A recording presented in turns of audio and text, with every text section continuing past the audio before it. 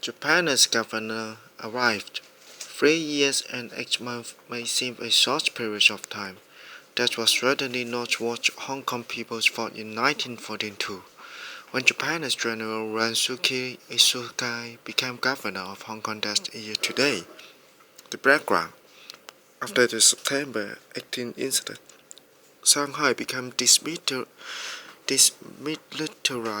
In the light of the situation, the British colonial government decided to start up defense in Hong Kong, which was an important trading port. Unfortunately, Japan invaded territory from Shenandoah River on December 8, 1941. The Japanese turned the Peninsula Hotel in Kowloon into their headquarters. In less than a month, British Governor Sir Mark Young surrendered on Christmas Day, when the Dark Age of Hong Kong began. Policies of the Governor: General Tensuke Isogai was then appointed governor of Hong Kong. As soon as he arrived here, martial law was imposed to rid the city of any signs of British rule. The Japanese had English banks liquidated, including Standard Chartered and HSBC, whose headquarters in Central eventually became the Japanese governor headquarters. People were required to change their Hong Kong dollar into Japanese military yen at the rate of 2 to 1. As a result, they lost a large part of their assets. Isogai also pushed through Japanese sanctions in the territory. Hong Kongers were forced to know more about the Hinomaru threat and learn the songs Kimigayo. The use of English was banned, and English names of streets were replaced with Japanese ones. For example, Nathan Road became Katori Dori, regarding Hong Kong as a supporting spot for troops on other battlefields in the Asian Pacific area. They employed different methods to exploit every bit of the city resources. They recruited Hong Kong police officers as members of the military police. As food was scarce and it has to be exported to troops in other areas, each resident was rationed 6 taels on 4 measures of rice, is roughly equal to 1 bowl a day, and even less as time went by.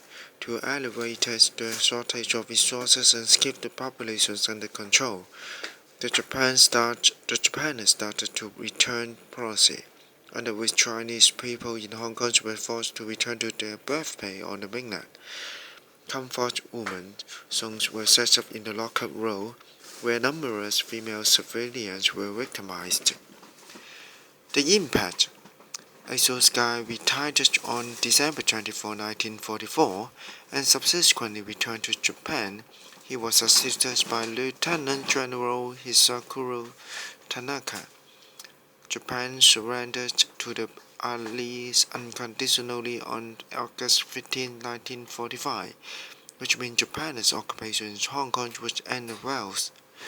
Britain sent in Sir Cecil Harcourt as the temporary head of the military government, and Britain resumed its colonial rule over Hong Kong. The occupations left Hong Kong run down. In many ways, its population decreased drastically from more than 1.6 million to 540,000, thanks to the return policy, mass escape, and death from malnutrition, torture, and rage. Besides, since the military yuan was invalidated, many a Hong Kong judge was as good as bankrupt, according to the Hong Kong Reparations Association, which aimed at claiming compensations from the Japanese government. The members still have about $540 million worth of military yuan unrecognized and uncompensated. The unrecorded value may even be much higher, yet the Japanese government refused to pay any compensation in respect of any military yuan issued in the period. It argued in a 1996 lawsuit that, under the Treaty of San Francisco, no one might hold the Japanese government liable for their lost property. However, The Isogai government introduced some constructive policy. For example, it divided Hong Kong into districts, laying the foundations for district divisions. To manage the populations, the Japanese issued residence proof, the first identifications document in Hong Kong.